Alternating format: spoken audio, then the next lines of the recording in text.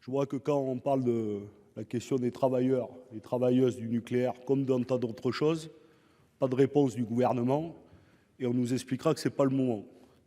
Sauf que la relance, et on n'a pas été les seuls à le dire, elle se fera si on attire des talents et si on permet aux hommes et aux femmes qui vont construire la filière nucléaire de le faire dans les meilleures conditions, pour leur sécurité et pour notre sécurité. C'est ça la réalité. Et le PR de Flamanville, je le redis, ce n'est pas la question administrative qui a mis le retard.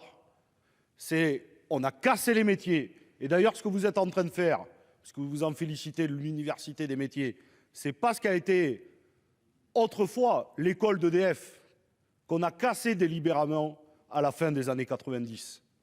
Et donc, il faut retrouver ça. Il faut retrouver ça et il faut le mettre au cœur du débat public. Parce qu'il n'y a pas de filière industrielle et il n'y a pas de savoir-faire sans hommes et femmes qualifiés qui sont bien rémunérés et qui font leur métier dans les meilleures conditions. Et vous aurez du mal, et vous ne voulez pas ce débat, si on ne parle pas du statut des IEG, qu'une nouvelle fois vous attaquez, y compris avec la réforme des retraites.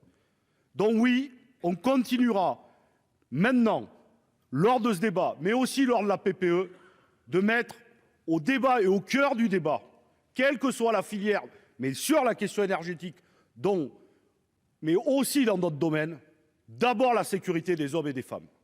Et il faut que nous ayons ce débat. Il faut l'affronter. Et je remercie, on n'est pas d'accord, monsieur le rapporteur, pour sa réponse. Elle ne me satisfait pas, mais une réponse. Et je suis désolé de n'avoir eu aucune réponse de la part du gouvernement. Chers collègues, madame la ministre. Écoutez, il me semblait que, puisque le rapporteur vous avait répondu, cela pouvait satisfaire le débat, mais je vais rentrer dans le détail. D'abord, votre article modifie le Code de la santé qui n'a pas vocation à gérer cette question qui relève du Code du travail. Ensuite, le Code du travail, l'article L4121-1 prévoit que la santé et la sécurité des salariés relèvent de l'employeur. Donc, votre amendement est déjà satisfait. Les relations de coactivité entre l'employeur de l'entreprise utilisatrice et les employeurs des entreprises extérieures sont par ailleurs réglementées par le Code du travail et notamment les articles R4511-1 et suivants. Donc pour toutes ces raisons, je crois que votre réponse est inadaptée à la cause que vous défendez, d'une part, d'un point de vue technique et légistique, et par ailleurs, il me semble que vous faites un raccourci entre statut et attractivité. Moi, je veux dire qu'il y a dans la sous-traitance aujourd'hui beaucoup de travailleurs, beaucoup de salariés qui sont engagés et qui le sont, pas parce qu'ils sont au statut, mais qu'ils le sont parce qu'ils ont une convention collective, des conditions de travail, des conditions de rémunération qui les satisfont et que c'est précisément ce sujet-là sur lequel nous travaillons.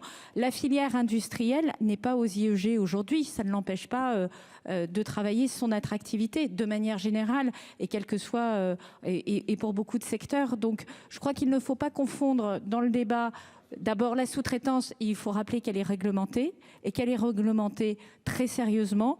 Il ne faut pas confondre Code du travail et Code de la santé publique et il ne faut pas confondre attractivité et statut.